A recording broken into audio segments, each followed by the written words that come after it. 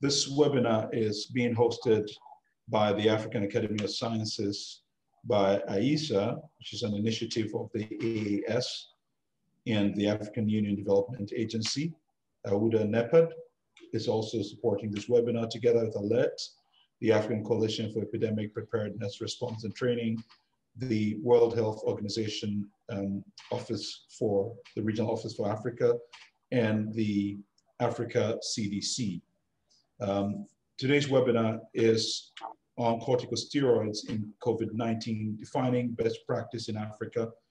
We are aware of the news and the information that came out of trials that were conducted for corticosteroids and the excitement that followed that, especially the improved prognosis that it gave for survival from COVID. We have realized that there are challenges in deploying corticosteroids in Africa and needs to be viewed through the appropriate lenses. And this is what has motivated this, among other webinars, for an in-depth discussion with a very well-experienced panel from across the globe, who will be looking into defining the best practice in Africa. So I welcome all of you, and I'd like to ask my co-moderator Francine also to welcome you. Francine. Yes, bonjour tout le monde. Alors, je suis très heureuse de participer à ce webinaire, d'avoir été invitée à ce webinaire, donc qui sera dans les deux langues, français et anglais. Et comme je suis du Congo-Brazzaville, donc l'Afrique centrale, je suis heureuse de pouvoir participer avec vous, échanger sur les corticostéroïdes utilisés donc, dans le traitement de la COVID-19.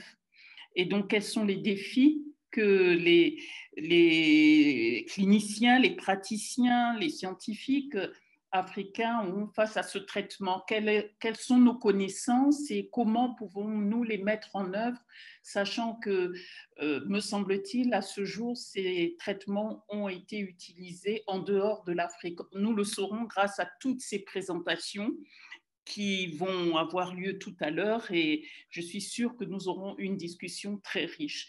Donc, merci John de m'avoir demandé d'accompagner cette modération, et je vous redonne la parole. I give you the floor, John. Merci Francine. Il y a interprétation simultanée en français aussi, donc on va continuer en anglais. A few instructions to all of us as we move forward really quickly. You can see on your screen, you'll be muted throughout the webinar, and you use the Q&A tab to pose your questions when we open up the floor for questions. I suppose almost everyone on this webinar would be an experienced Zoomer, given the times we are in, so no need for elaborate instructions. I'll move on and also indicate that we have these meeting objectives, but I will not go into them in detail because Moses from the African Academy of Sciences, Dr. Lobo, would provide these meeting objectives in further detail. I must also mention that we have all the panelists ready and set, and because of time, I will not spend time introducing each and every one of them, but we'll do so when they're called to the floor to make their presentations per the lineup that you received. But as we move along, I'd like us to enter into a short interactive exercise using the Mentimeter feature. So based on that, apologize for that, I'd like to hand over to the team at the AAS, and would like us to run this free webinar survey, which is going to allow us to explore what you think and what you know about corticosteroids and their use in Africa. And then we see how that would change or look different once we're done with this seminar.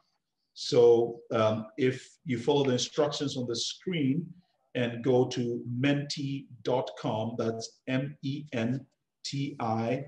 menti.com,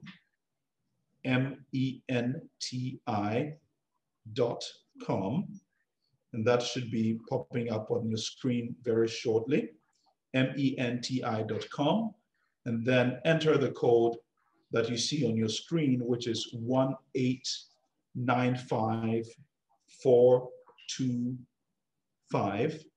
So you go to www, or you just type into your browser menti.com and use the code, or put in the code 1895425.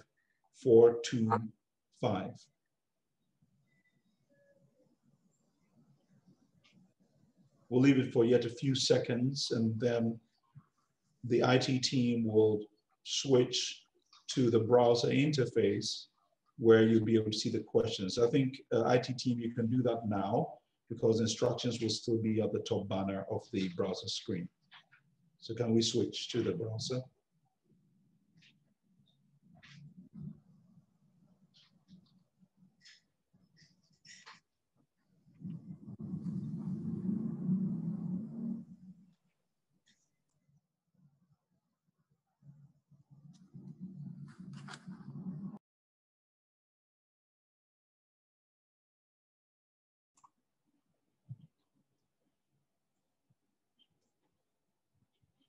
So are we able to switch to the browser where we can see the Mentimeter interface? Wonderful.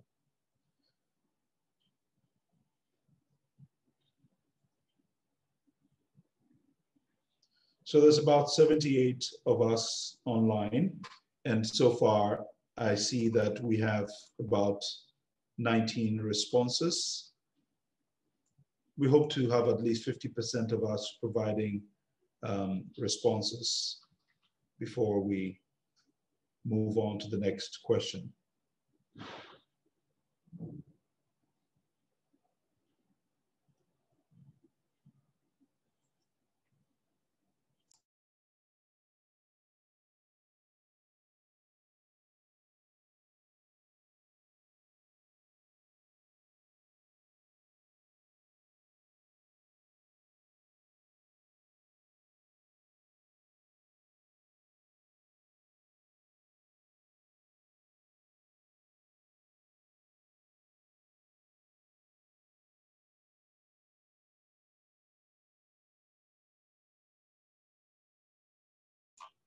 The original intention was for you not to see the responses from others, so you would not be biased, but rest assured that we cannot tell who is answering what. So do not feel pressured in any way based on the distribution you're seeing.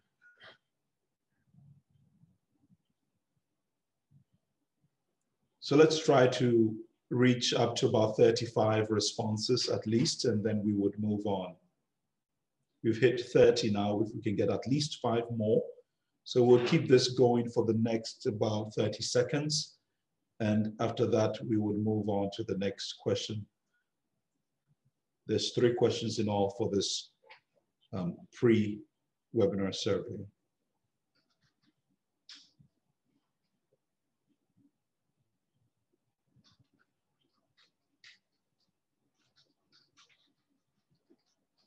So it looks like we're pretty static at 32, and we will now move on to the next question. So can you progress to the next question, please?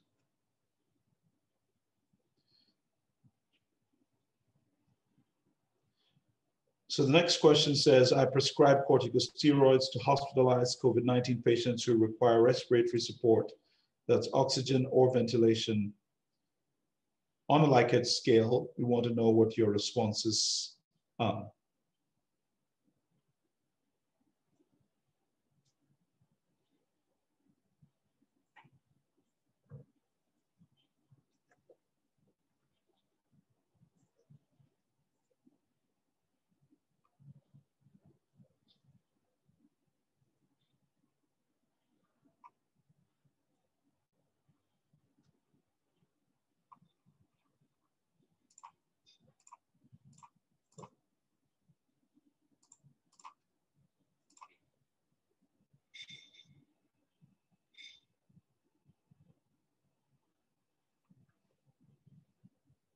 So far, we have about 19, heading on 20 right now, respondents.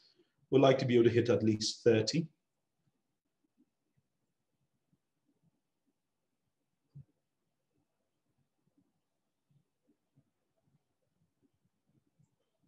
So I believe this is hypothetical, based on your knowledge and perhaps your experience as well.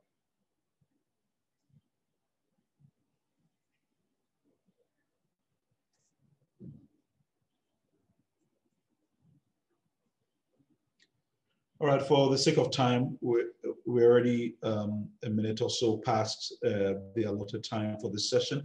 We will move on to the third question, which is, if yes to this one about your prescribing corticosteroids to hospitalized COVID-19 patients who require respiratory support, that is oxygen or ventilation, which corticosteroid do you most commonly prescribe, or would you most commonly prescribe? So this is free text. You may enter at will.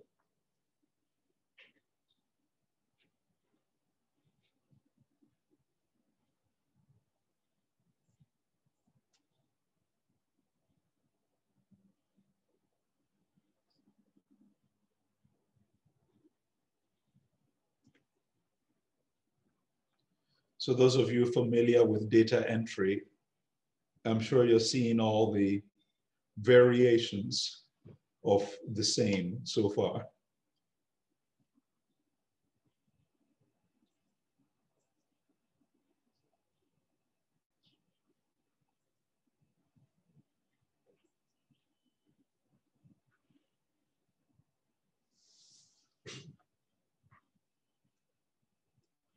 All right, for the sake of time, we would press on. I see largely two broad categories, or two broad choices being proffered, which is dexamethasone and prednisolone. Let's see how that would change or differ in the post-webinar. So thank you very much, IT. If you could kindly allow me to share my screen.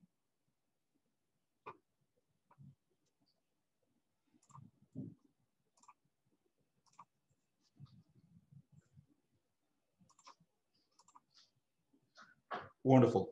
So in today's webinar, we're looking at being able to provide you with up-to-date information on the evidence of the effectiveness and safety of corticosteroids for COVID-19, with a particular focus on Africa. And we're trying to identify those key questions which would help us to translate the clinical evidence that we have, especially from the recovery trial, to use in clinical practice on our African continent. And also to set the stage to develop more stringent and more applicable guidelines for the use of these corticosteroids on the ground in African clinical settings. And we're really looking forward to your interactions, your questions, your contributions, which will be very helpful to all of us, and I believe to African member states as different groups look at putting forward recommendations for the use of corticosteroids. And with this, I'd like to welcome Dr. Moses Alobo from the African Academy of Sciences, who is going to provide us with an overview of our discussion today. And Moses is the program manager for the Grand Challenges at the African Academy of Sciences.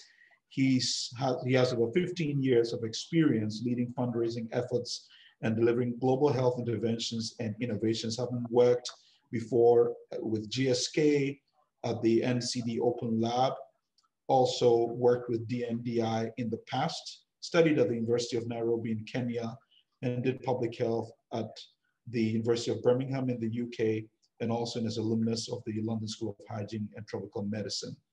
So Moses, you're very welcome to this platform. I will stop my screen share and allow you to do your thing. Moses. Okay. So thank you so much, John, and good morning, colleagues, good morning, friends, and good evening to some of you. So we are excited as the African Academy of Sciences to be hosting this particular webinar on behalf of a collaboration, a group of organizations that we've been working together with. So these are the African Academy of Sciences, of course, where we are currently sitting. And then the African Coalition for Epidemic Research, Response and Training, the WHO Afro Office, and the Africa CDC, and of course, not forgetting our principal investigators from the recovery trial from University of Oxford. So this webinar is one product of a host of activities resulting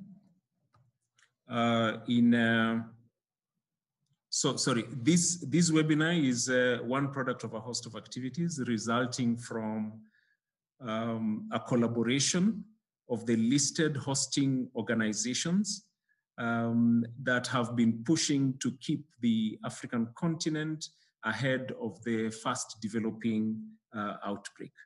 The idea is to build local scientific tools into current outbreak control measures and to ensure that global measures are responsive to the needs of the continent.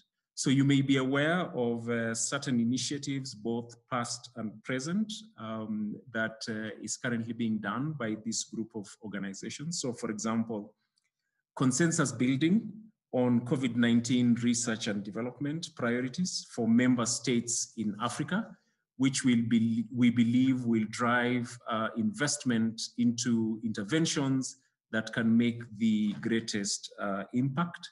And then there's also been discussions around availability of suitable diagnostics, suitable PPE for healthcare workers, suitable ventilators, and also oxygen support systems for COVID-19.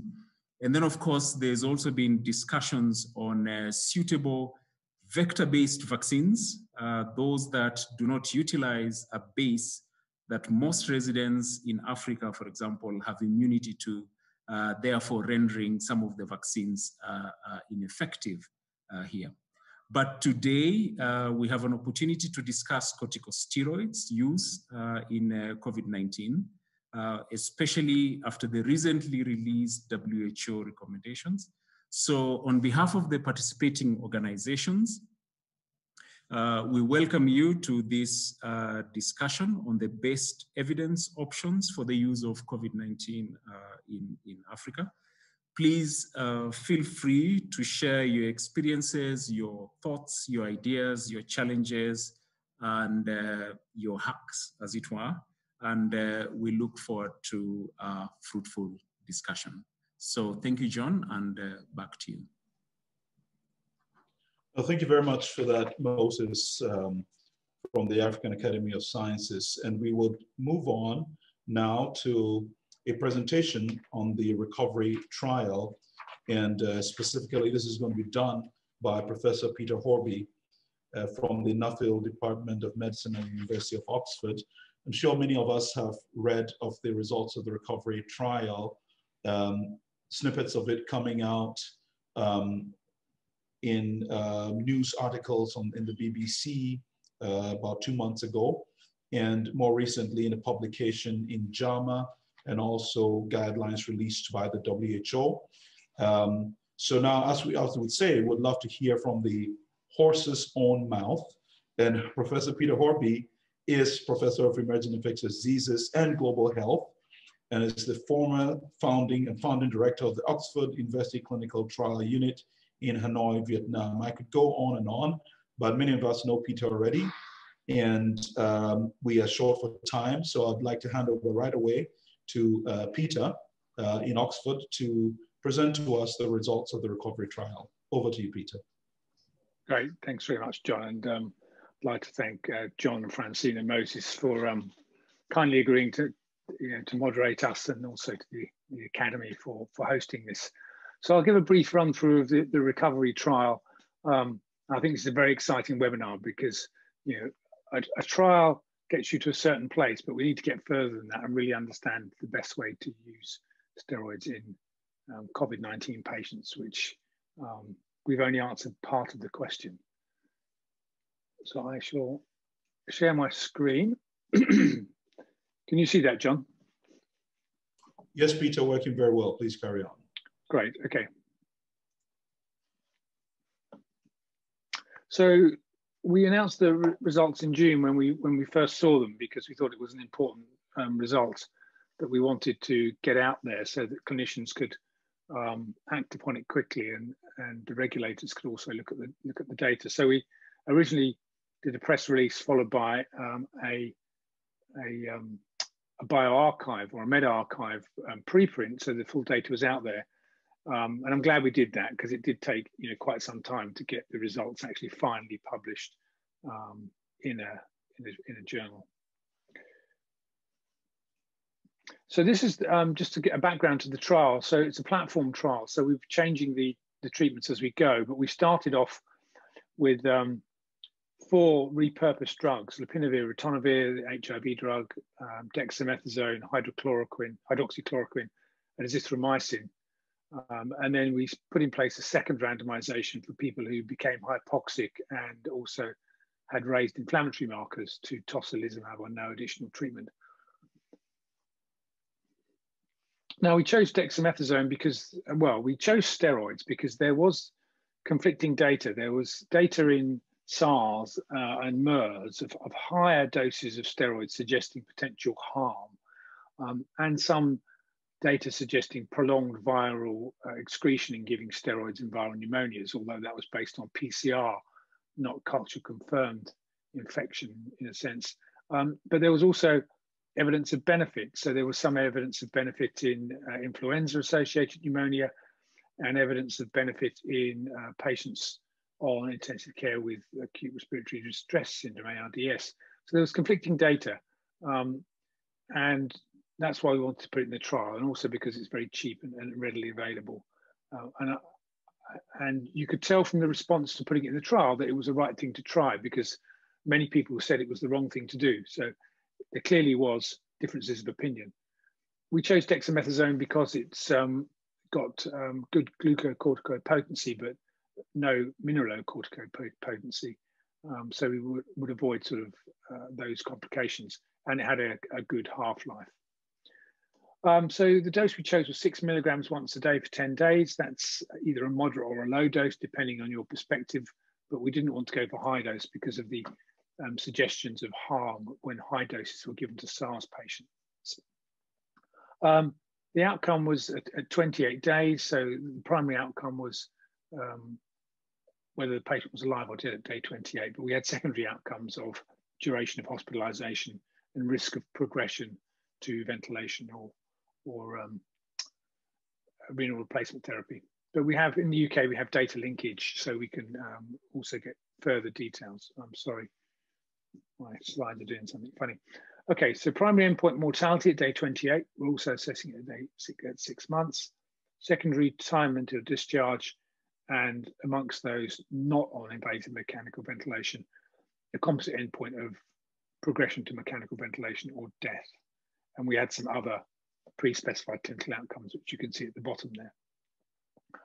So the results, this trial was done in the United Kingdom, and it was done across the UK National Health Service. So you can see a map on the left, and those circles are the hospitals that were included. So we had about 175 hospitals, and the size of the circles is the number of patients randomized per site.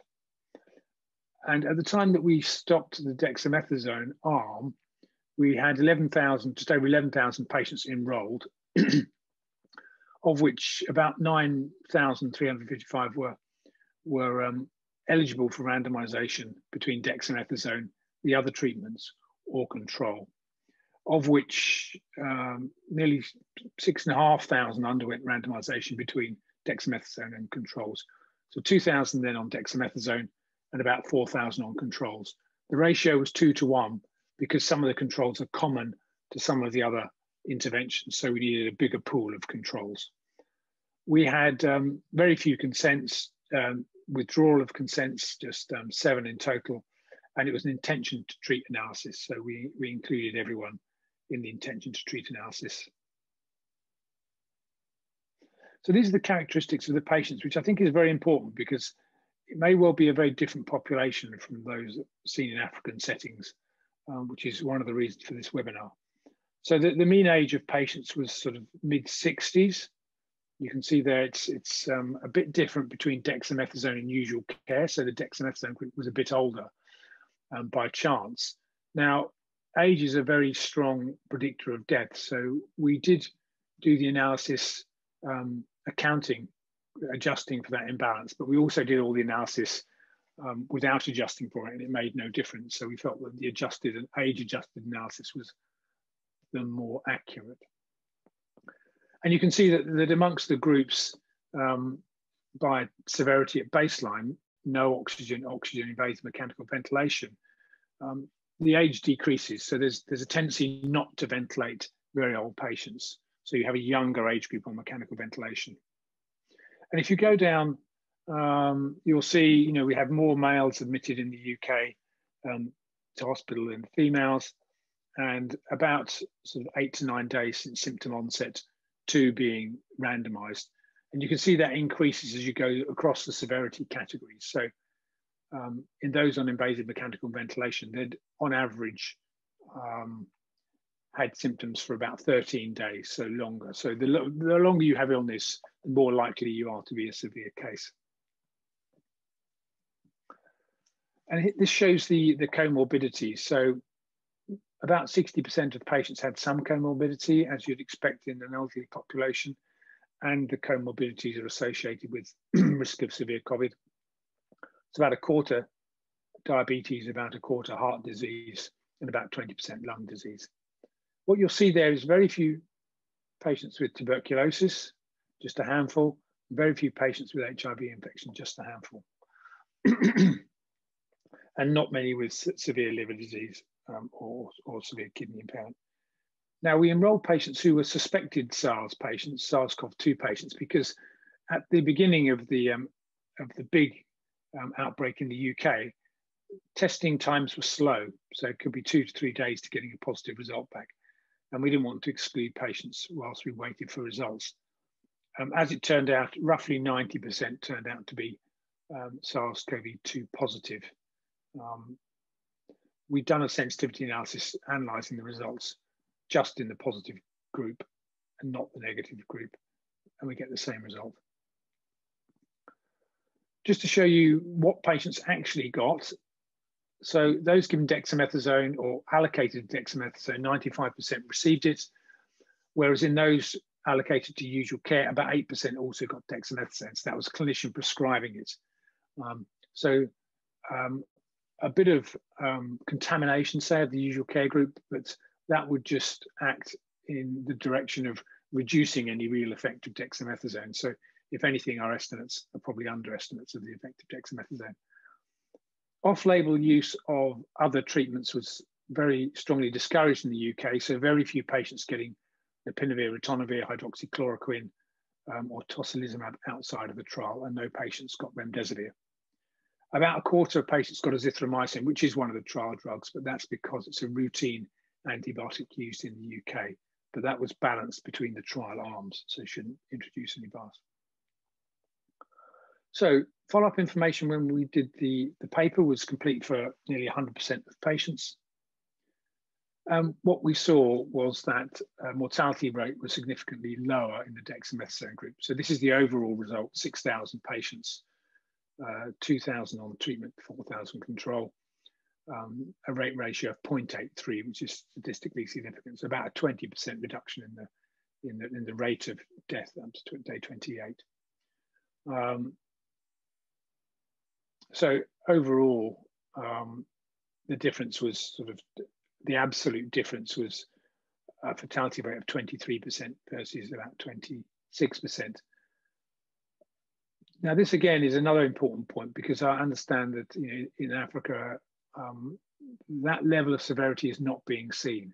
So in the UK, the average mortality for in-hospital patients in the UK is 30%. So it's a high in-hospital mortality. Now that's probably due to various things around the patient population, etc. And if it's a different patient population, obviously the the risk-benefit ratio changes slightly. But when we did a pre-specified stratified analysis by baseline severity, so whether at randomization you required invasive mechanical ventilation, oxygen or no oxygen, we saw a very clear difference, a very strong effect, say on the dexamethasone better side of the graph for invasive mechanical ventilation patients and those on oxygen, but no benefit on the no oxygen group. In fact, it's on the wrong side of the line where usual care is better, although not statistically significant.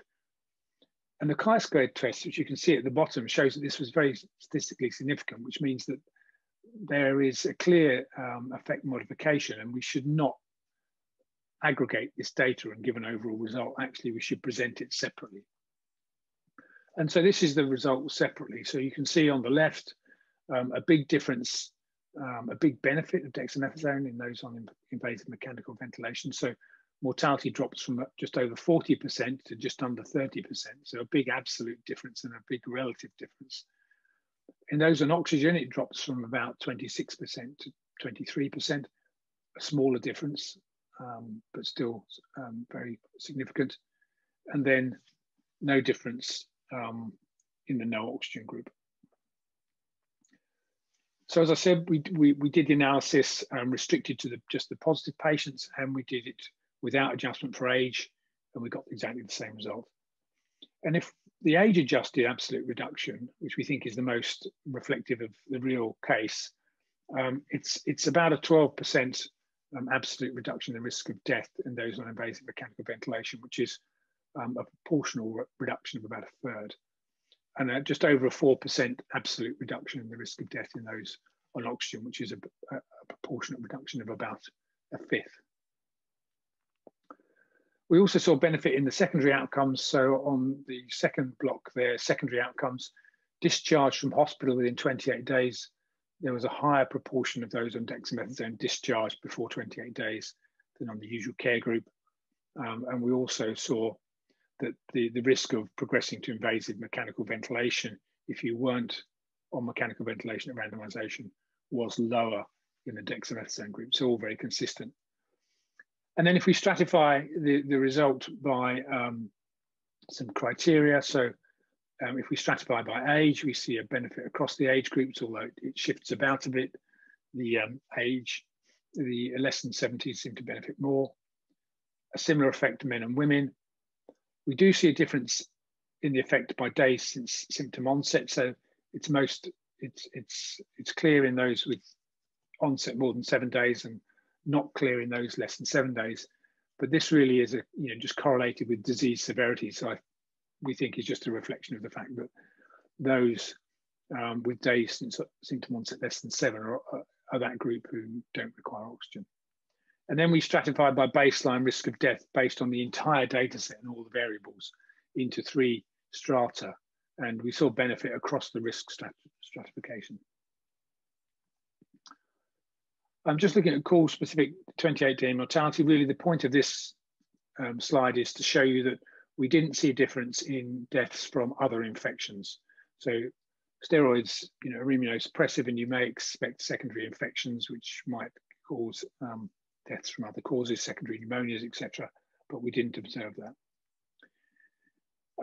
And we were asked to do a post hoc analysis by the European Medicines Agency by the 3 severity strata at baseline, and some other variables like age is shown here to show that you see a similar pattern across the ages. No benefit in the no oxygen group, benefit in the oxygen group, and benefit in the mechanical ventilation group. This is doing the same disease stratification by whether patients have underlying comorbidities or not. Again, no benefit in the no oxygen group, whether you had comorbidities or not, and benefit in the oxygen and the mechanical ventilation group, whether you had comorbidities or not. So in summary, in recovery, in that patient group in the United Kingdom, we saw that the use of dexamethasone reduced deaths by about a third in patients on invasive mechanical ventilation, which is a number needed to treat. So is of 8, which means you treat 8 patients to save 1 life, which was a result that was much stronger than we were expecting. And in patients receiving oxygen, it reduces the risk of death by about a fifth, but did not reduce mortality in patients not receiving respiratory support. And as you know, following that result, the meta-analysis is done, which you'll hear about next, and guidance has been updated. So WHO now recommends steroids, and so do the NIH, and so does the European Medicines Agency. So just to finish by saying thank you very much to the funders and the team, but more importantly to all the doctors and nurses and patients in all the hospitals in the NHS that made this result possible. Thank you very much, John. No, thank you very much for that, Peter. And I'll just share my screen very briefly. Really exciting presentation from your side, Peter. But as you know, we keep asking questions as to what this really means for all of us and whether the story is the same across the board or we're finding different things at different times in different places.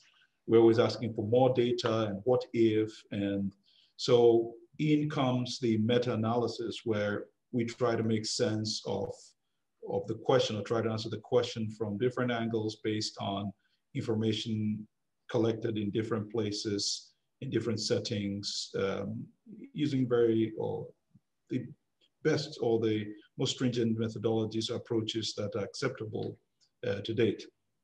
And we have a presentation from Professor Higgins, Julian, on the meta-analysis of COVID-19 steroid trials. Julian is Professor of Evidence Synthesis at the Population Health Sciences Department of Bristol Medical School, where he leads the Bristol Appraisal and Review of Research, that's the BAR group.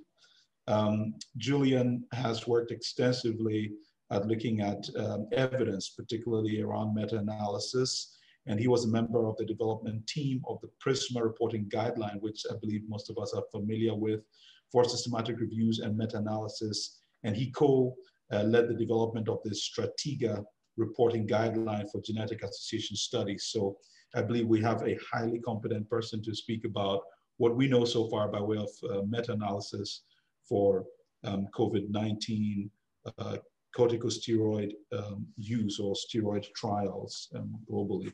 So Julian, I'll stop my screen share and hand over to you for your presentation. Thank you.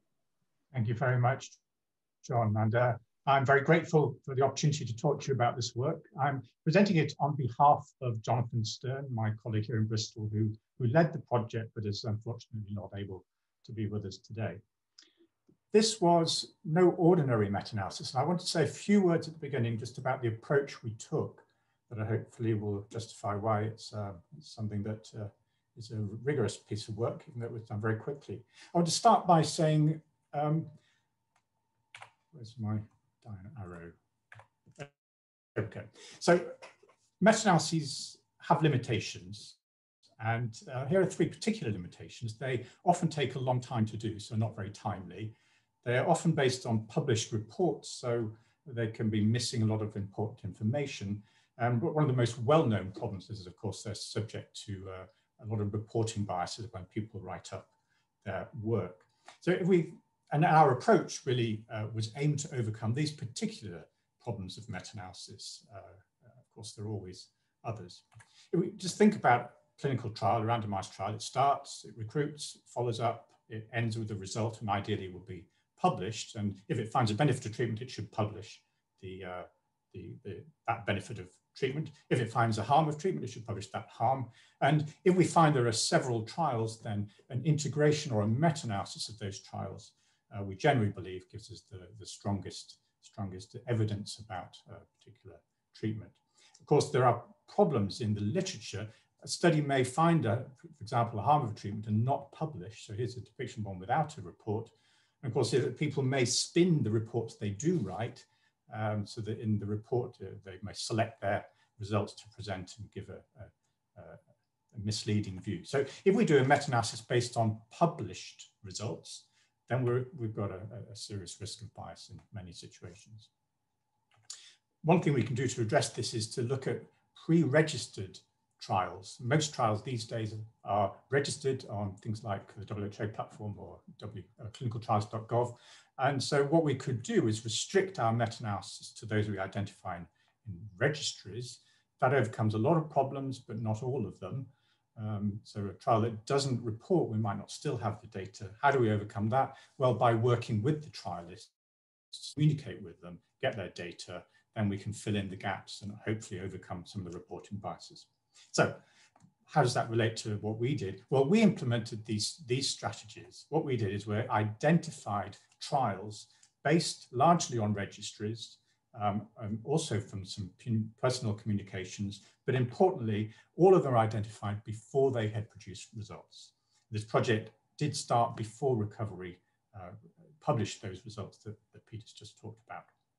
And we also worked very closely with each of the trialists to elicit data in a fixed format according to the protocol that was written in advance, so that we have full data very rapidly from the trials as soon as they finished, as soon as they had patients who had done 28 days of therapy, and we were able to combine them in a meta-analysis, hopefully, therefore, overcoming most of the biases and having complete information.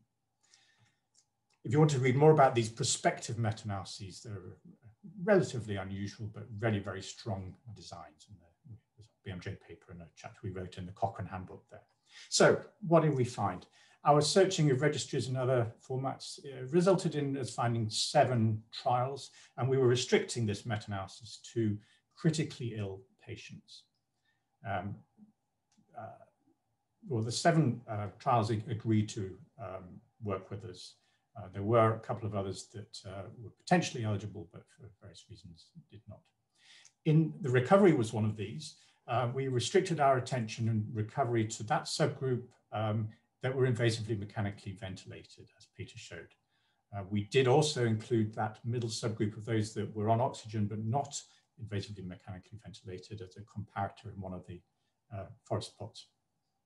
We did find one extra trial during the course of the study that our protocol said we wouldn't include formally, but we did a supplementary analysis in which we did include that. So the results, I'll jump straight to the bottom line. And our synthesis was based on odds ratios for the simple outcome of were they alive or dead after 28 days. And the bottom right corner shows our overall diamond. That's an odds ratio of 0.66. To interpret that, what it means is that, well, we saw across these 7 trials an overall mortality risk in those without corticosteroids of 40%. And this means that there are corresponding risk if they were on corticosteroids, about 31%. So a 9% absolute reduction in risk of death. We found trials that had looked at 3 different steroids. Here are the 3 trials that looked at dexamethasone. Recovery is dominant here. It is certainly the largest in the whole meta-analysis. And you can see the result there. It's slightly different from Recovery, but a very, very firm signal about the reduction in risk taking dexamethasone. We had 3 trials of hydrocortisone, sending a very consistent message, almost the same effect size as the dexamethasone studies. We found only 1 really very small trial of methylprednisolone. There's very little we can say conclusively about that, but it is certainly consistent with the others, although insufficiently precise to be very informative. And for completeness, we did an alternative meta-analysis, a random effects analysis, so that's a problematic analysis with data sets such as this. Looking at the subdivision of results by patient characteristics at the point of randomization at baseline. First, here is the subgroup analysis according to whether they were being invasively mechanically ventilated at the start. Most patients were, and a small number weren't. There is, if anything, some suggestion maybe of a greater benefit in those that were not being mechanically ventilated, although those numbers are very small. among those taking vasoactive medication, a similar sort of message that, if anything, there was a stronger effect in those who were not taking vasoactive medication. We did not see among these critically ill patients any differences by age, being younger and older than 60, or sex, or length of symptoms at the start of the trial. I should just say the age spectrum across these 7 trials was very similar, and very similar to the subset in recovery who were on mechanical ventilation. And there was a median age of about 60 in every trial. So again, that's maybe a consideration. We looked at one other outcome, which was a measure of serious adverse events as defined by the trialists. Their definitions were different, so we didn't do a meta-analysis, but here are the results. And the message here is that we found no evidence of any increase in adverse events associated with use of these steroids. So just a few words to conclude. This was a really interesting, very successful, rapid collaboration convened by the WHO between the trial investigators, some methodologists, guideline developers, and we got buy-in from JAMA quite early on. Agreed to publish not only this meta-analysis, but 3 of the included trials in the same issue. So in total, there were about 1,700 critically ill patients from 5 continents, which did not include Africa. And we found that associated administration of the corticosteroids reduced all-cause mortality 4 weeks after randomization, with no suggestion of increased risk of serious adverse effects. We found, and this is what attracted some headlines, that hydrocortisone seems similarly effective to dexamethasone to add to the options. And we didn't find any evidence that high-dose corticosteroids were any more beneficial or had any more serious adverse effects. We found that they were effective irrespective of invasive mechanical ventilation in these critically ill patients, and potentially a greater reduction in mortality in those who were not receiving vasoactive medications at randomization, although these results are not definitive. Thank you very much. Well, thank you very much, Julian. A really exciting meta-analysis of the evidence that is currently available for the use of corticosteroids. I think this is the kind of information that is very critical to decision making. And as we move on, cognizant of the time, would like to engage in a very brief exercise using the Mentimeter. So I'm going to stop my screen share. So IT team, if you can just get ready with the next 2 questions. So this is the mid Mentimeter session. And then we have one at the very end. Just as a reminder, those of you who would like to listen to simultaneous translation in French, do use the interpretation button at the bottom of your Zoom interface, and then do select the French option as you would. So just those of you who need simultaneous interpretation. So I'll stop my screen share now, and then we're going to go to the next question. So if you go to menti.com, go to menti.com. Can you share that slide once again? The menti.com slide, the next one after what we're seeing right now. So you go to menti.com. Can you kindly move to that slide? Thank you. And then enter the code 1895425, 1895425. Can you share the browser interface now?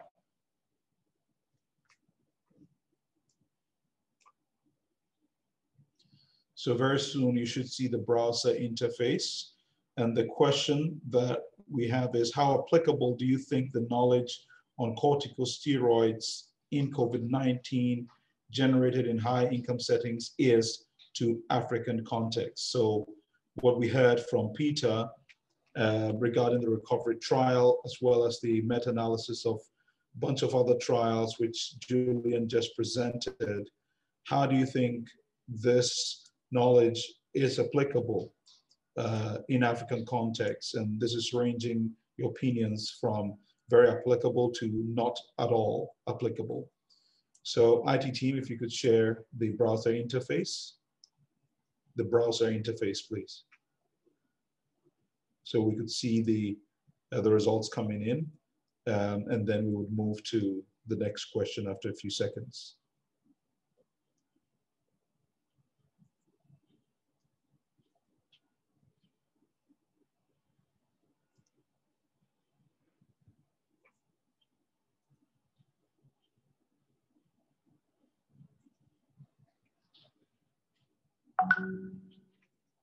So we have about 20 respondents so far. We will try to hit maybe about 25 because of time. I see there's about 120 plus of us on the webinar right now.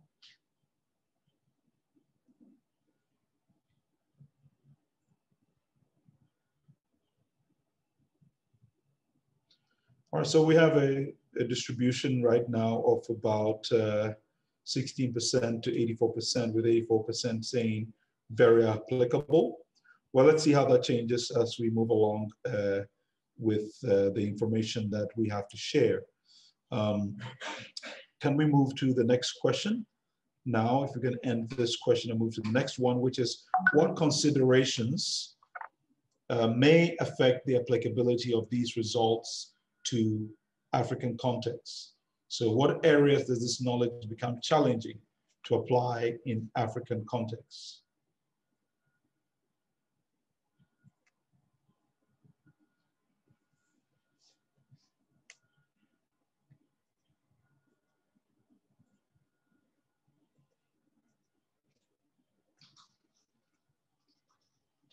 So your results or your responses will be showing up on the screen. So far, we just have about 2 of those. We'll try to get maybe about 10, and then we'll move on to the next presentation, which will be a very brief presentation from Dr. Adebi Apia, who's a WHO consultant, the case management lead at WHO Afro. We have about 7 of your contributions so far.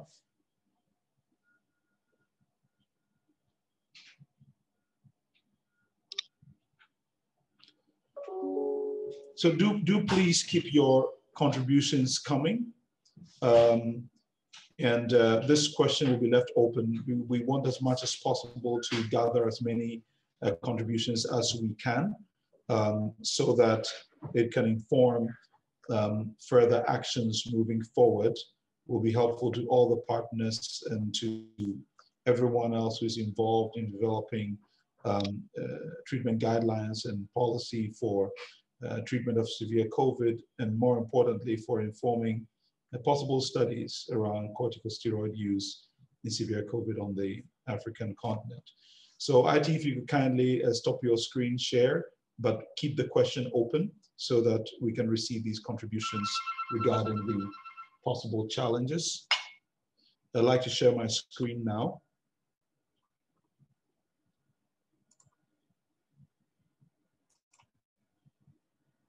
So IT, if you could kindly stop your screen share so that we could take the next presentation. Thank you.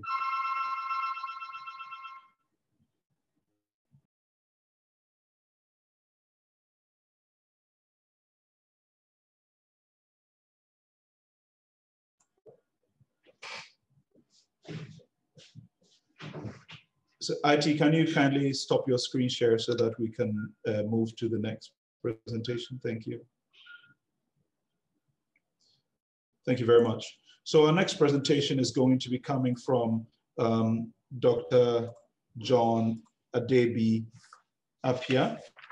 Dr. Adebi Apia is a senior specialist in critical care, specifically pediatric critical care at the Comfort Nochi Teaching Hospital in Kumasi, Ghana, and also part-time lecturer at the Child Health Department of the Kwame Nkrumah University of Science and Technology in Kumasi. He is an experienced pediatrician trained in Ghana and in South Africa, and is currently the consultant for case management sub-pillar lead for COVID-19 case management for WHO Afro, has been highly instrumental in organizing a lot of training sessions for WHO Afro during this COVID-19 period. I'm sure many of you have been familiar with the webinars he's been bringing to us. He's a member of the WHO Rapid Living Guidance Development Group, producing updated interim clinical management guidance for COVID-19. So really at the cutting edge of many of the guidelines that we've been receiving across the African sub-region. And so, John, you're very welcome, and we look forward to your presentation. Thank you very much, John Amwesi, for that introduction.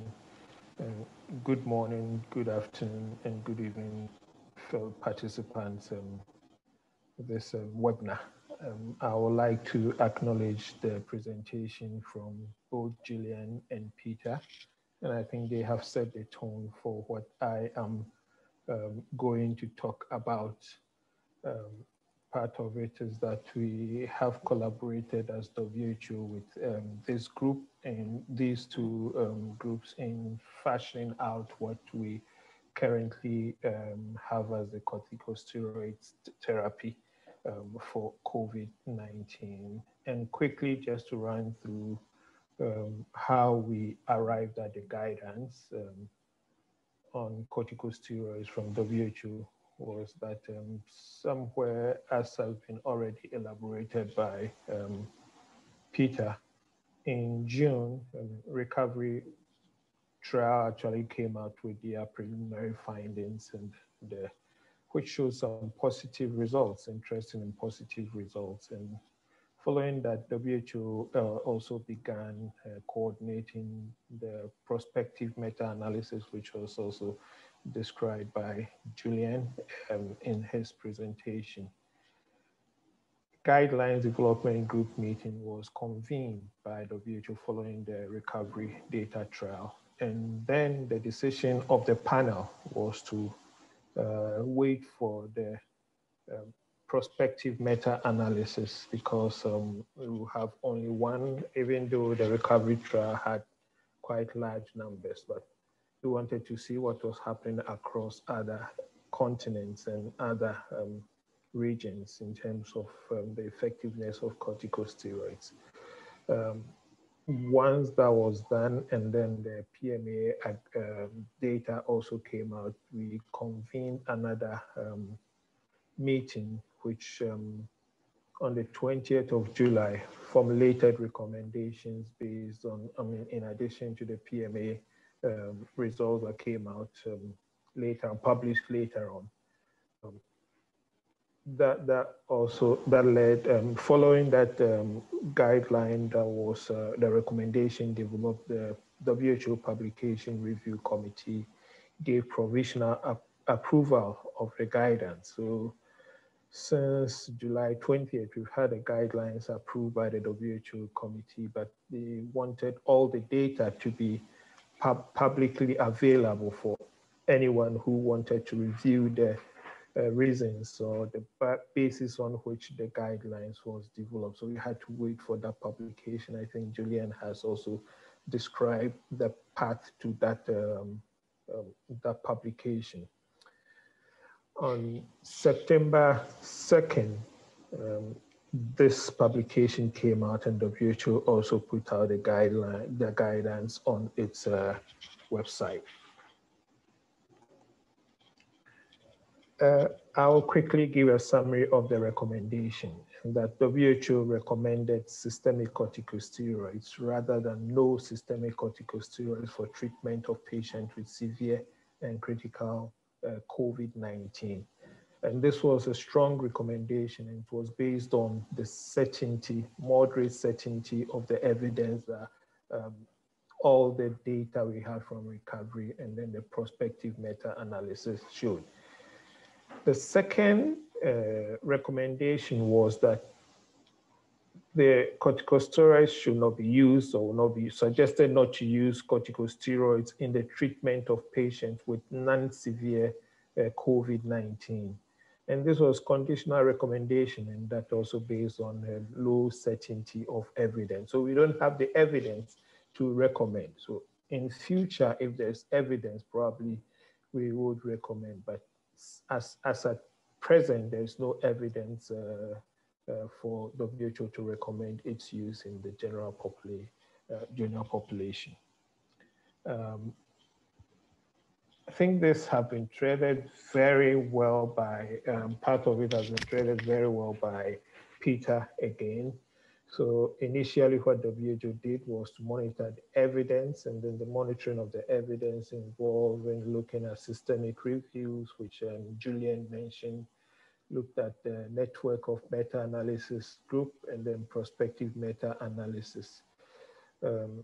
At the WHO end, there's a steering committee which meets regularly, and currently they're still meeting on basis to trigger guidance development. And this, as a result of that, we have been referring to what is going on as living guidance. So we can quickly respond to that. The methods that we use, we tend to have external weekly meetings to look at the evidence available and ongoing clinical studies. The standing guideline development group is ready to convene, and this group is made up of regional representation. It has a gender balance, and then to include also patients on the panel. So experienced patients who have, some of them might have personally experienced the COVID condition. They have family members who have experienced COVID conditions. And also in terms of the specialty, so you look at different specialties on the panel to make it more representative in terms of its decision making. There are standing external reviewers who are ready to review within 48 hours for public health and clinical stakeholders for decision making. And then the WHO Publication Review Committee meets twice a week to look at any recommendation that's put out by WHO. So these are the steps that actually we've gone on through to arrive at the recommendation as it is right now. So following the steps, the living guidance on COVID-19 therapeutics dissemination, following that recommendation, it has been disseminated through the DMJ rapid recommendation guidelines. And I have a picture, a cartoon image of what it is now. So what population of patients that you recommend, the first recommendation, and then the second recommendation. So based on the disease severity, using the WHO recommendation or the severity classification, we have non-severe, severe, and critical. So the recommendation actually is for the severe and then the critically ill patients who we see. There are mobile apps that you can have this recommendation on and there are other real-time training on COVID outbreaks ongoing. So we have had to send other memos and recommendations to member countries on the continent. And at Afro level also, we also have a guideline adaptation group that, aside what happens on the global stage, we also look at the Afro level, try to adapt to it to suit our continent-specific requirements, continent-specific needs, which has also worked so well for us. So in summary, the recommendation actually, as I've said, I think I'll just have to quickly go through this again, that we recommend that systemic corticosteroids rather than no systemic corticosteroids should be used for patients with severe and critical COVID-19 disease. The reason why this was made was the fact that we had moderate certainty of evidence that it leads to mortality reduction of about 8.7 to 6.7% in patients with COVID-19 who are critically or severely ill. And that this is absolute risk reduction, and it's transformed into the number needed to treat of 11 and 15 respectively. And again, we suggest to go over again, we suggest that corticosteroids should not be used to treat patients with non-severe COVID-19 because with the current evidence available. Should this change, WHO will quickly look at the evidence and then make recommendation as needed. The treatment regimen, depending on where you are, depending on what you have, you may use dexamethasone, which recovery trial, and some of the other trials also use hydrocortisone. Prednisone can be used, and these are all low dose regimen for treatment of COVID-19. And talking about corticosteroids, again, not only does the WHO put out guidelines, but there's also a global supply chain of procuring dexamethasone and ensuring that this is available to all, in view of the fact that from the experience that we all noticed in some situations, there was such shortage of certain equipment and shortage of certain products for COVID management in the early phase. The WHO has established a system of procurement for equitable distribution of equipment, equitable distribution of medication across board. So this is what is available. Member countries are aware of that, how to go about it, how to procure that. And that to end my discussion on that. Thank you very much, John. You can take over now. Thank you very much for that, John. I would like to share my screen now. All right. So just a minute while I share my screen. So thank you very much for that, John. Really exciting presentation on the steps taken by WHO and the recommendations. I think particularly exciting that WHO Afro has gone further even to work out a supply chain. So looking at the availability and accessibility challenges for corticosteroids in Africa. Again, being cognizant of time, I'd like to move on to the next discussant. This is going to be Dr. Menelas Nkeshimana, who is the Vice President of the Rwanda Medical Association and also the head of the Department of Accident and Emergency at Centre Hospitalier at the Université de Kigali.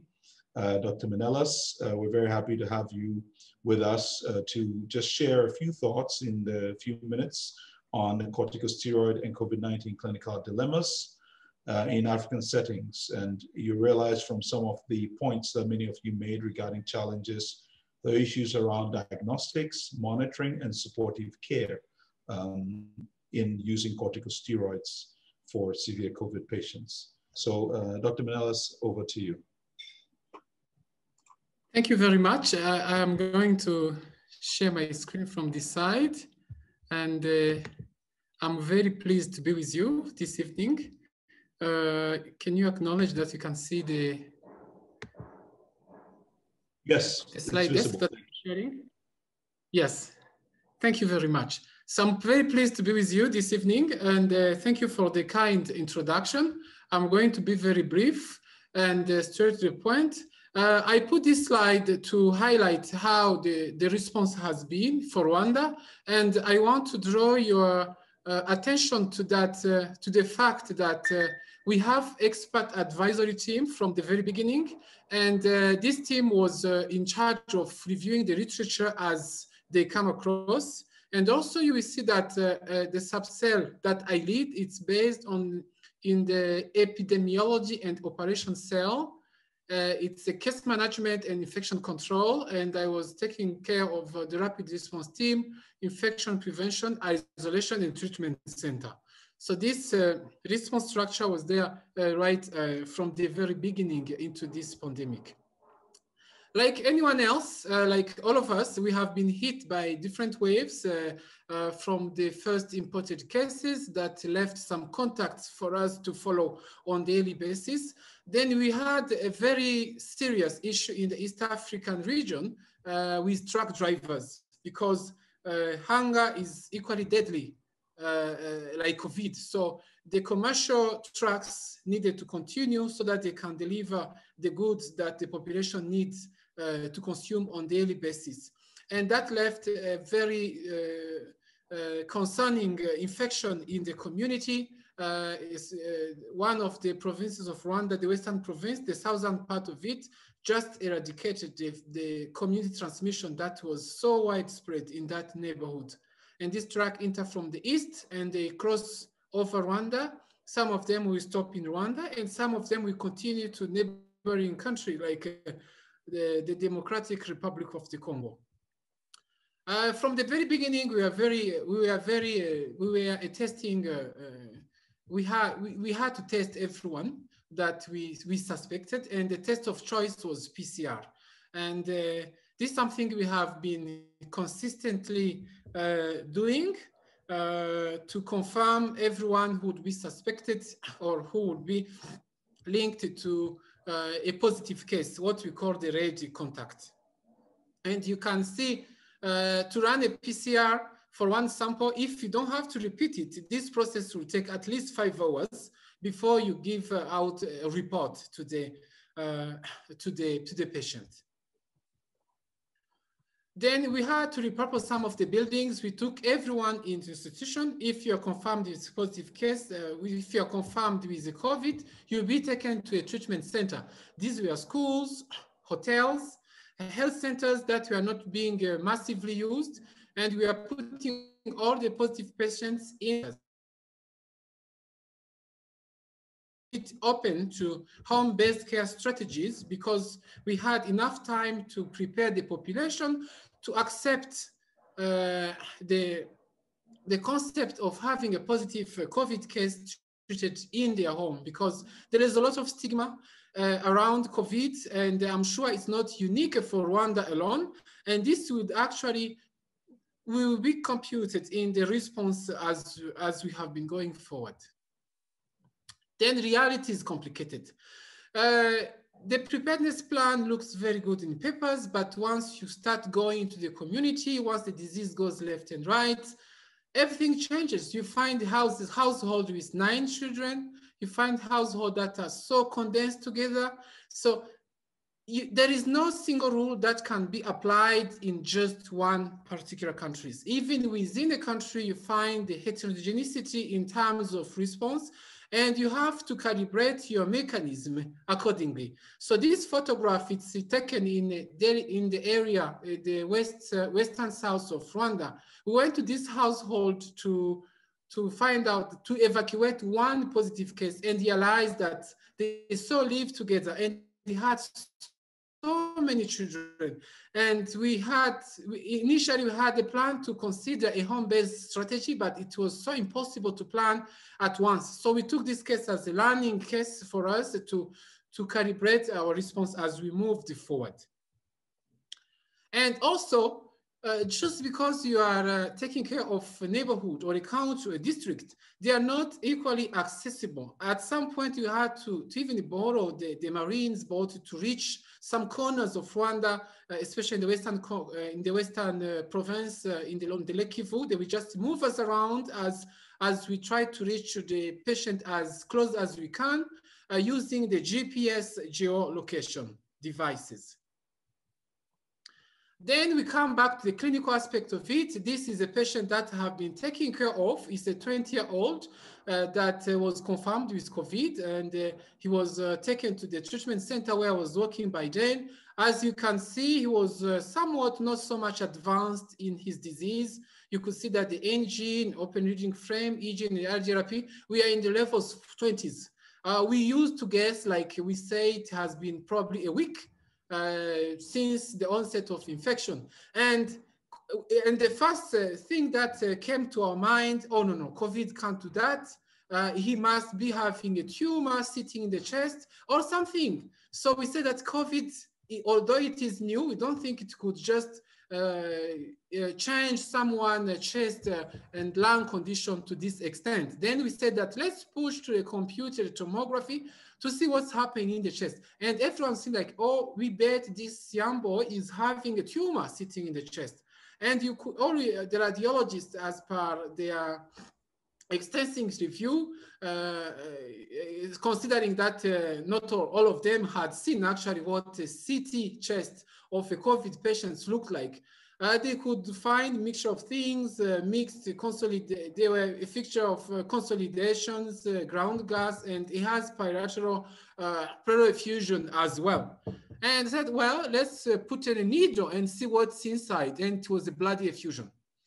And did the COVID cause bloody effusion? I tried to look around in the literature. It's not so something that we would expect in COVID. But all we knew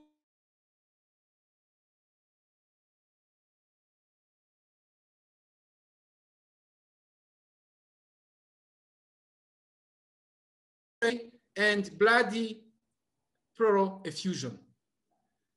And we looked for, we tried to screen for malignant cells. We did not find any malignant cells. We just see red cells all over. So this young man, because we wanted to maximize the outcome, and he was already on oxygen, and we are so much advanced in the knowledge about COVID, we were a bit going into the fibrosis and the use of corticosteroid. He was given a course of dexamethasone at 80 milligrams 3 times a day, and within 1 week we could wean off oxygen use. Now the question is like, if I meet a similar patient tomorrow, typical signs and symptoms in respiratory distress, a confirmed or not confirmed COVID-19 infection, depending on the accessibility to the testing, to the test, living in a neighborhood known to have an active transmission of COVID, and I can access or I can't access the confirmatory test, yes, I will go ahead and give dexamethasone. One, to buy time, but also to augment the chances of good outcomes. So if you look at the CT values of the patient that we diagnosed with COVID in Rwanda, we don't get the freshly infected people. Usually we get them around CT values of 20s, 30s, which means we are not in the viral phase where one will feel like if you use dexamethasone or steroids, things might go bad. So the experience with us with steroid use in people who are requiring oxygen or who are obviously distressed has been so far good, and it has been reducing the oxygen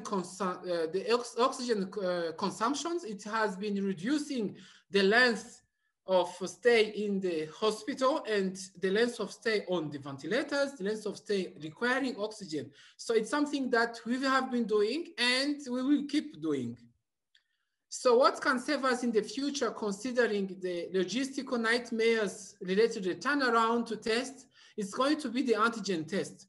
We are having this rapid antigen test in Rwanda. They are in the process of study and validation. And as soon as they are out there, they are going to be a solution for us, especially considering that the turnaround time for the PCR has been so elongated. And it has, although we have decentralized the testing capacity in different provinces, but still one case can generate very easily 200 or more contacts for you to test.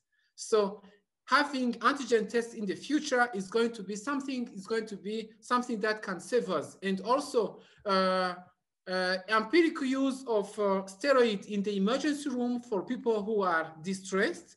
You can easily place in between such tests to augment your confidence. But again, the absence of the testing in the right context, the right symptoms and signs, the right epidemiological history, the steroids have a role in the patient care and have been improving the outcome. Thank you very much. Thank you very much, Dr. Menelas, for that presentation, really bringing to life the experience that you've had in Rwanda. I'd like to share my screen now. So maybe if you could end your screen share.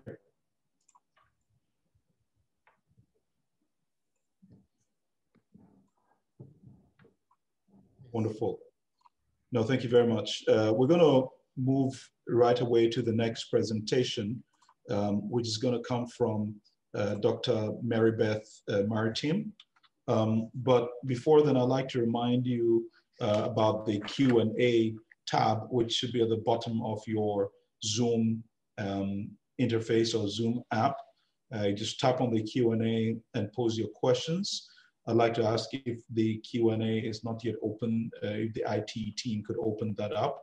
We're already compiling some questions we've received, and Professor Ntumi will be posing these questions to our panelists very shortly. So I'd like to welcome Dr. Mary Beth Martin from the University of Nairobi School of Medicine.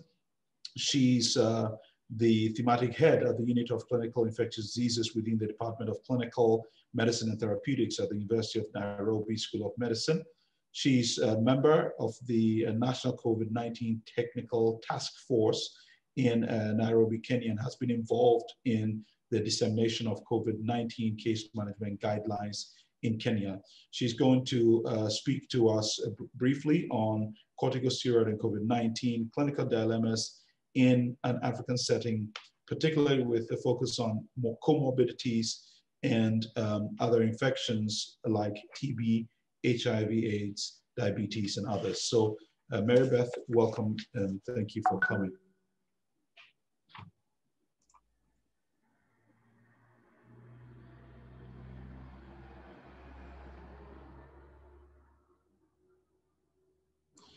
Mary Beth, you may be muted, so can you try? Oh, very well, should be fine now. Good evening, everybody. I'm trying to share my screen. Let me give it one more attempt.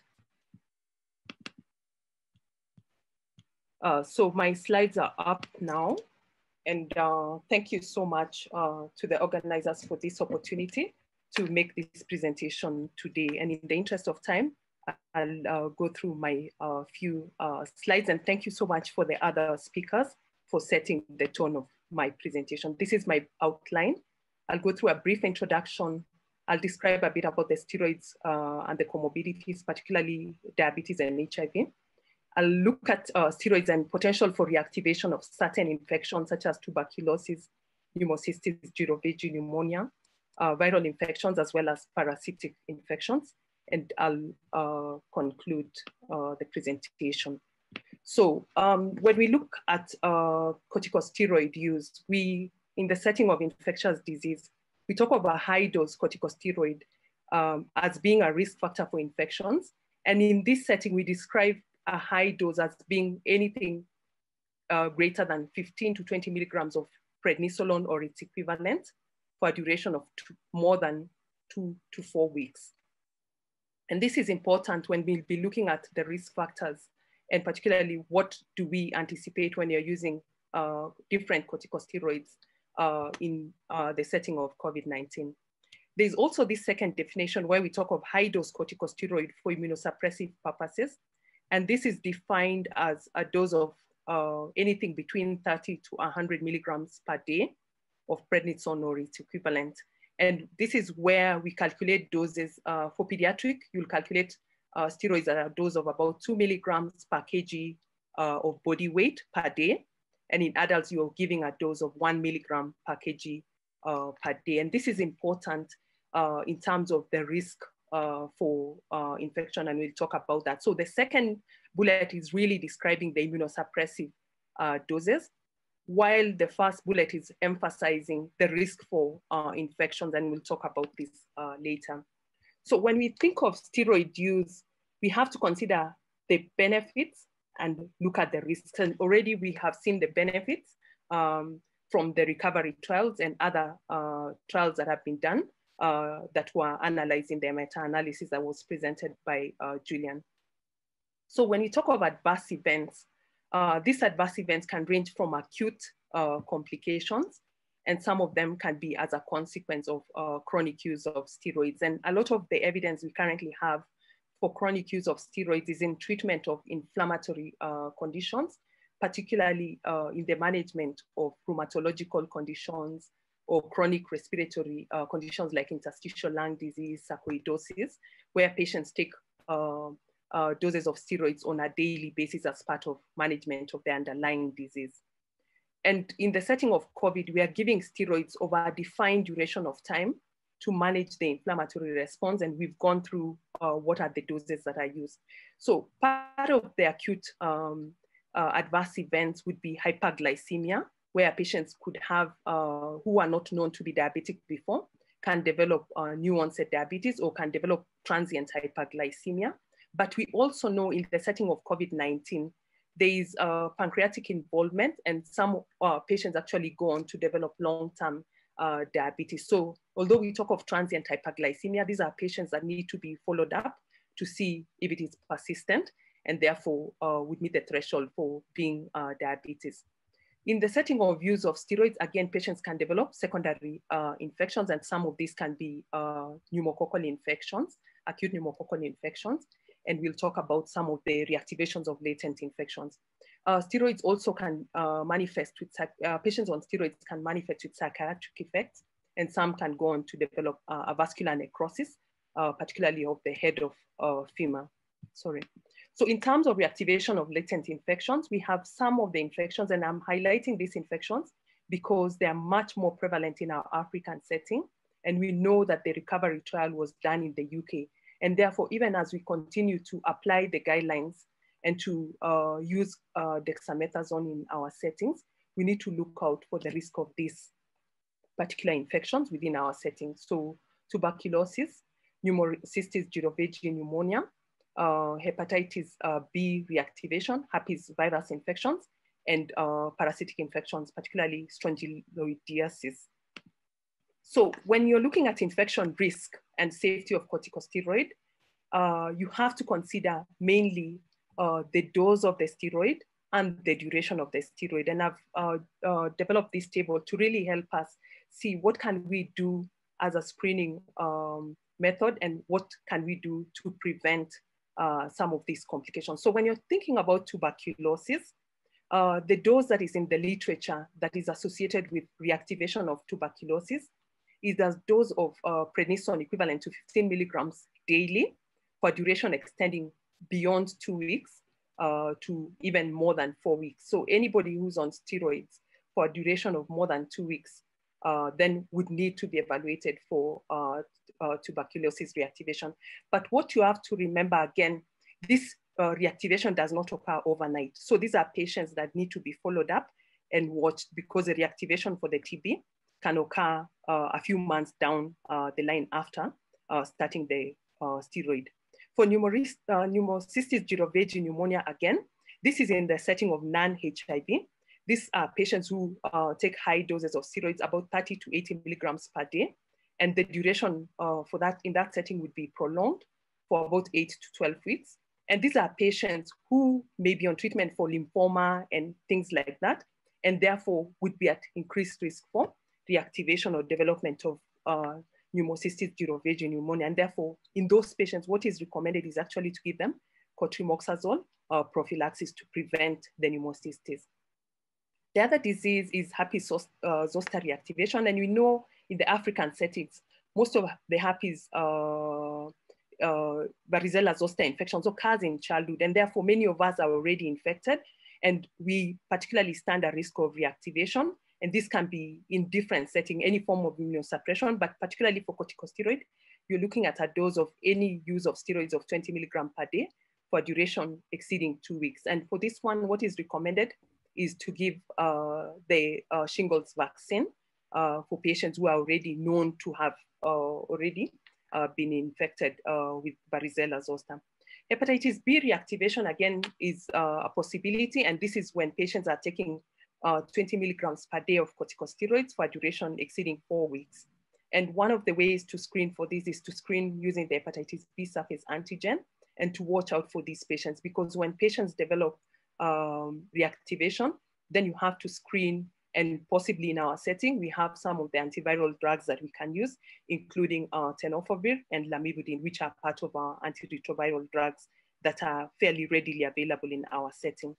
I've included here strongyloidiasis, and this is one disease that you read more in Western literature. So you'll read about it in the US, you'll read about it in Europe, and particularly most patients are case reports of patients who've migrated from their home countries, particularly African or Latin American, and have gone and maybe received an organ transplant or received some treatment that involved use of corticosteroids, and they reactivated strongyloides, and most often they end with a mortality because of the fatality. They develop what is called the hyperinfection syndrome that is accompanied by gram-negative septicemia, and most of the patients lose their lives. And for this one, what is recommended is screening serology, particularly for as part of immigrations or newly migrant populations, and use of ivermectin. But when you look in the African setting, it seems like we don't have a lot of reports of strongyloidiasis because either we don't look for it or we don't perceive it to be a serious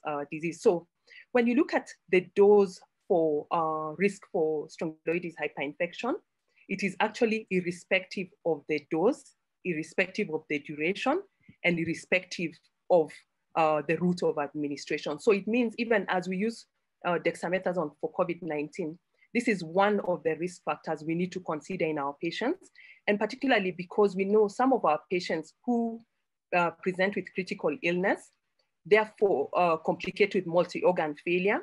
And this may actually mask the strongyloides hyperinfection syndrome, because even in COVID multi-organ failure, the patients will have multiple organs involved. But the key thing to look for in that setting would be to screen and look out for gram-negative sepsis, and also to do definitive tests to try and isolate or identify the strongyloides larva within different body fluids and different settings.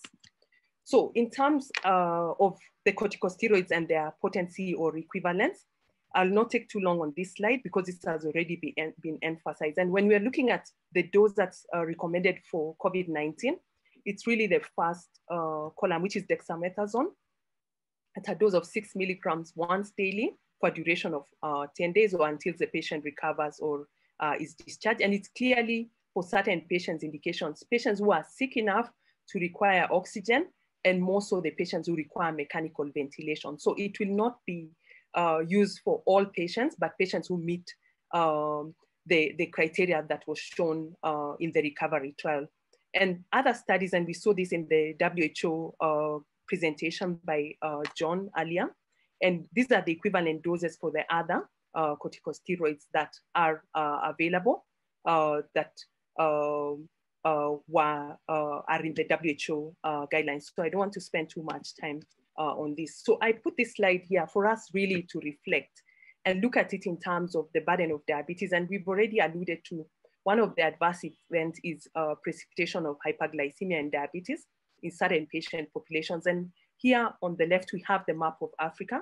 And this is from the International Diabetes Federation, the 9th edition atlas for 2019, and clearly showing the burden of the prevalence of diabetes in the African setting. And you can see the countries that have the highest burden: South Africa, Sudan, South Sudan, and different countries have different rates of prevalence of diabetes. And again, looking at the total population and the number of patients with diabetes.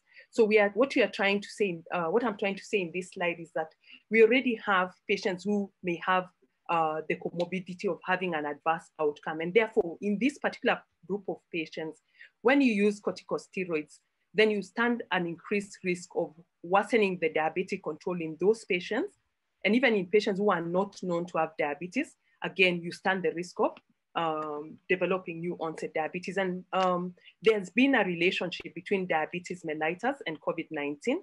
And this has been, this schematic diagram has been postulated to explain the relationship between the two. So COVID-19 can lead to beta cell damage, can also lead to insulin resistance as a contribution of different inflammatory cytokines that are released, as well as vitamin A, which is a protein that's released in hepatocytes as a response to an inflammatory process.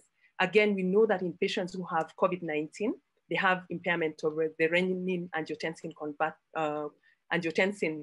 system, and this results in hypokalemia, and hypokalemia actually affects the beta cell and leads to impairment in, contributes to hyperglycemia.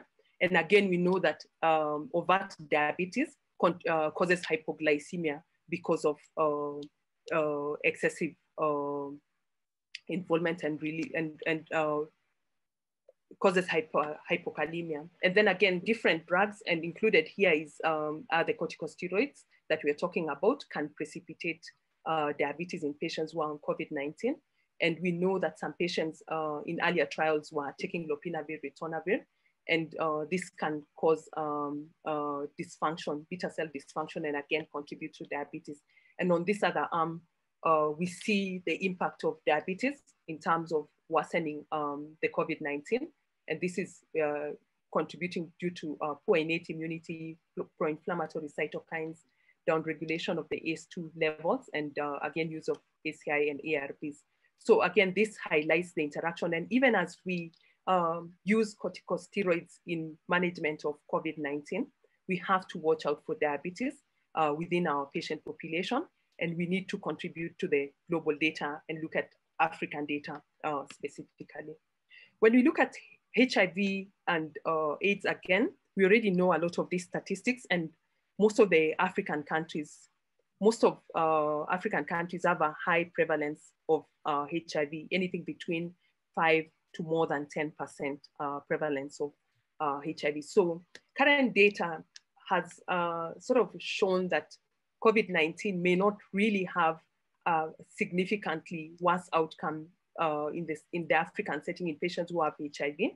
And this has been very encouraging because initially we had anticipated gloom and doom within our setting because of the high burden of HIV. And therefore we felt that COVID-19 would contribute to adverse mortality.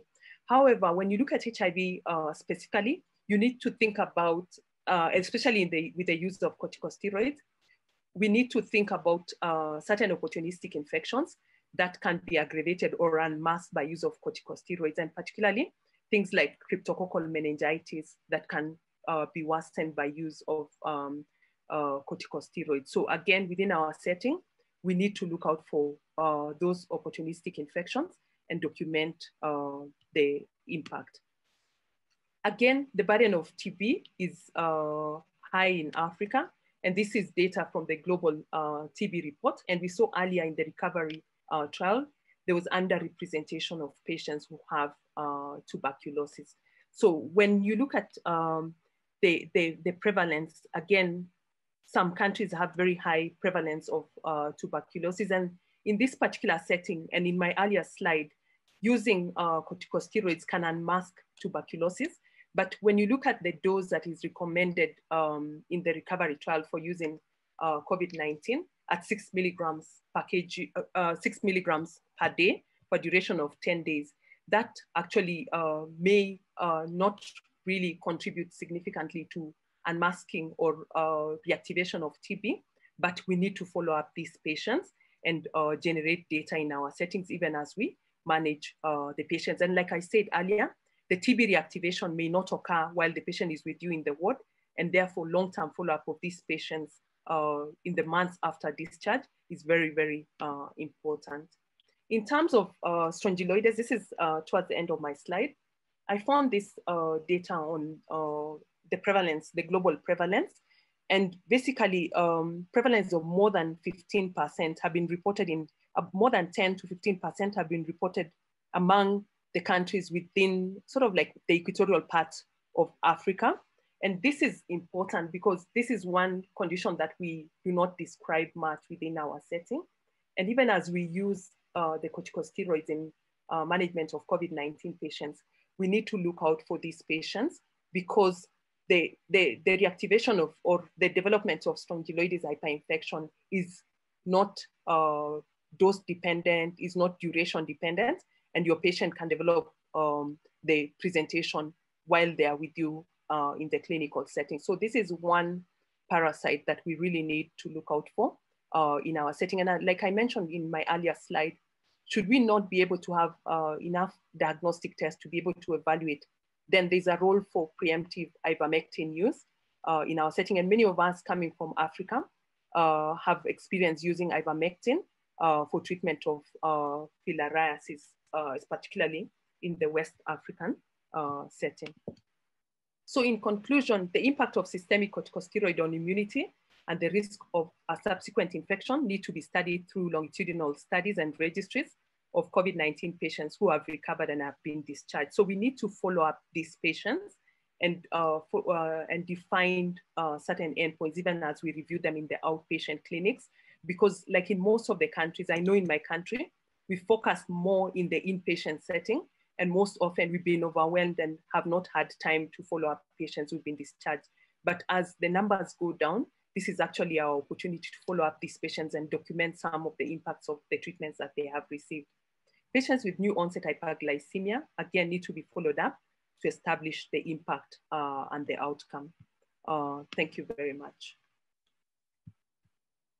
Well, thank you very much, Mary Beth, for that really insightful presentation. You know, there's been talk about the possible even protective effect of helminthiasis for COVID-19. How far that is true, we still don't know. So very interesting possible interactions, which we definitely all need to interrogate.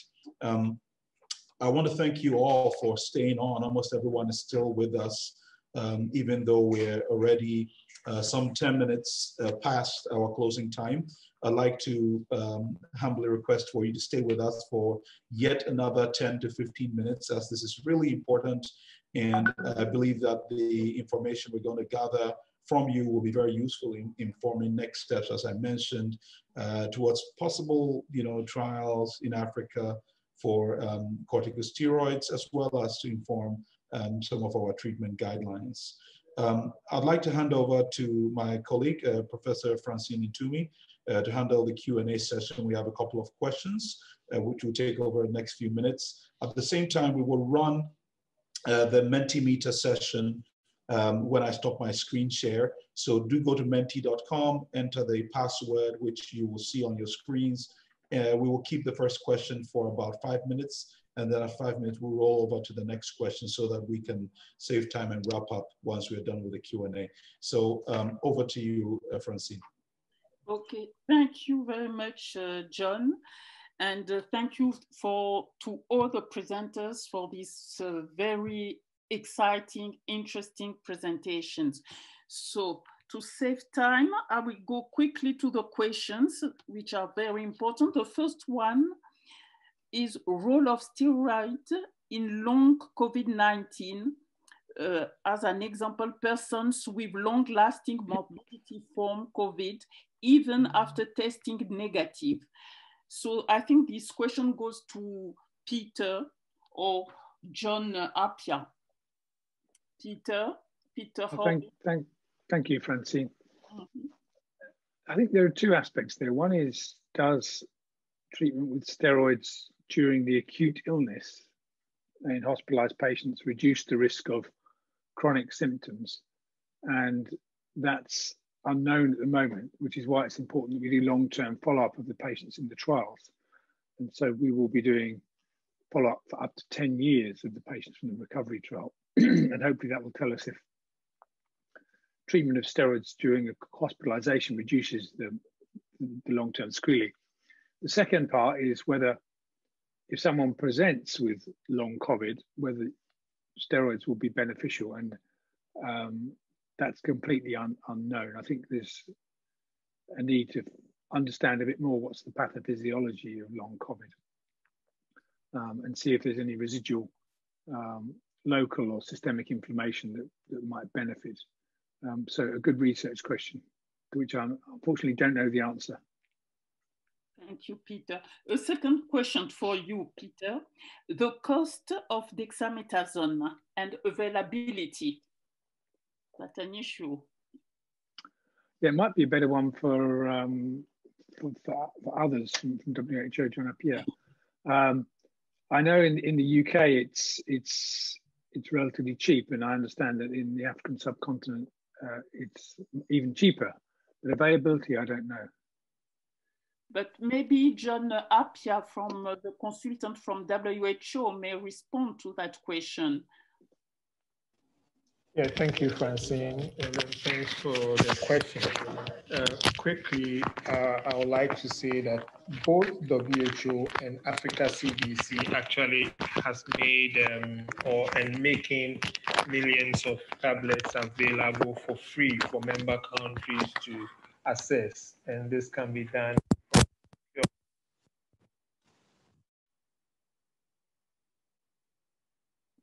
Hello? Oh, John. Yeah, I think we lost John there. So another question, where it takes 3-4 days to get a swab test result, should one wait for confirmation of SARS-CoV-2 infection before starting steroids in critically ill patients with suspected probable COVID-19? Peter and others. Yeah. Thanks, Francine. Well, I think it very much depends on what's the background prevalence of infection. So in the recovery trial, we included patients with suspected COVID, of which 90% were, but 10% tested negative. And we still saw an overall benefit, and when we stratified by those who were positive and negative, we didn't see a difference. So I think if the prevalence of infection is sufficient that there's a, I don't know where the cutoff is, but a reasonable probability that it is COVID, then I think it's worth starting treatment if the patient is hypoxic, has low oxygen. But if the prevalence is very low, so the likelihood is that it's something different, then I would hold off. Thank you, Peter. Oh, sorry. Thank you, Peter. I have a question for Maribeth. Do you have any data on steroids in COVID-19 with active TB? Maribeth. So I have not found any data on steroid in the setting of active TB, but what you have to remember, we have a lot of evidence now that steroids are beneficial in patients who have tuberculosis, but you have to treat the tuberculosis.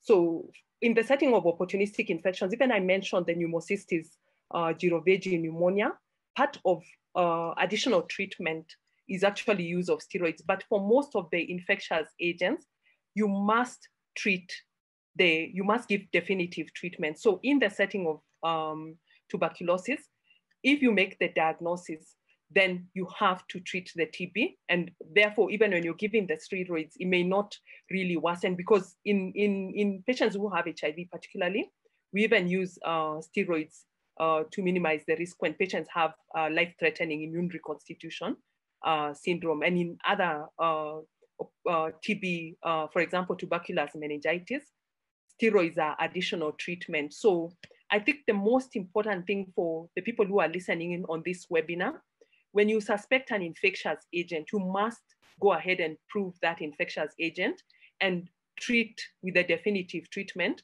And therefore, you are able to neutralize the adverse effect of what the steroids would have done.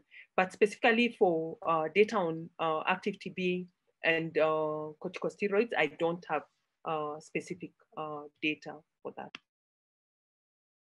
Thank you, Maribeth. Another question for you. In a poorly controlled diabetic patient with COVID-19, would we still give dexamethasone despite the risk of worsening glycemic control? Maybe for you and Peter, I don't know. Maribeth and... I'll go first, and then Peter maybe can give data from the recovery trial. So one of the things we have to understand about COVID-19, patients who have diabetes as a comorbidity have an added risk of dying from the COVID-19. And therefore, when we already have evidence that dexamethasone can improve or can provide a mortality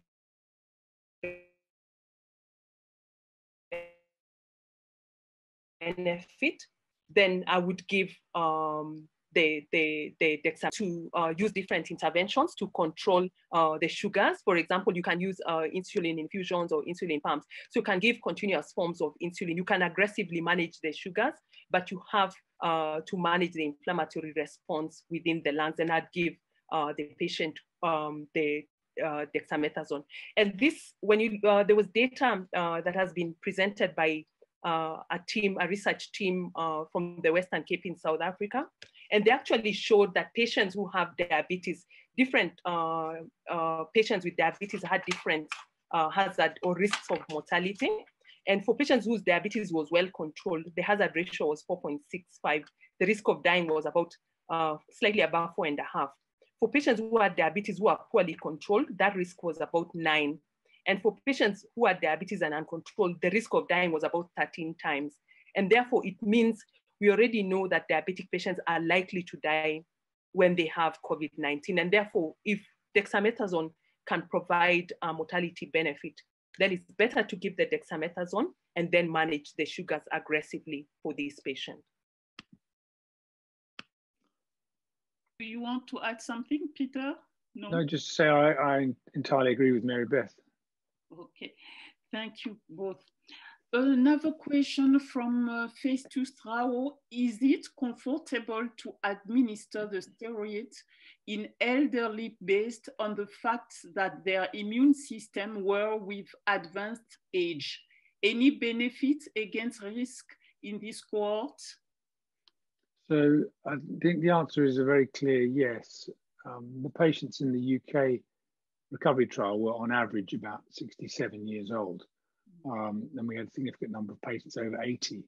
And we still saw a benefit. The benefit was less as you get older, but we still saw that we were on the right side of a benefit. So I would give it at any age. Thank you, Peter.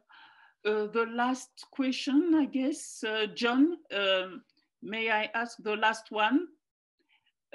From Francis Tukeng, please, can someone explain the risk of complications in cases of COVID-19 and pulmonary TB?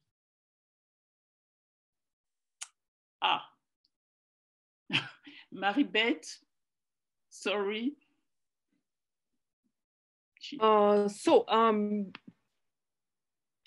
The interaction between COVID-19 and pulmonary TB, initially there was a feeling that Africa would have a lot of cases of COVID-19 poor outcomes because of underlying TB and TB complications, maybe TB lung complications.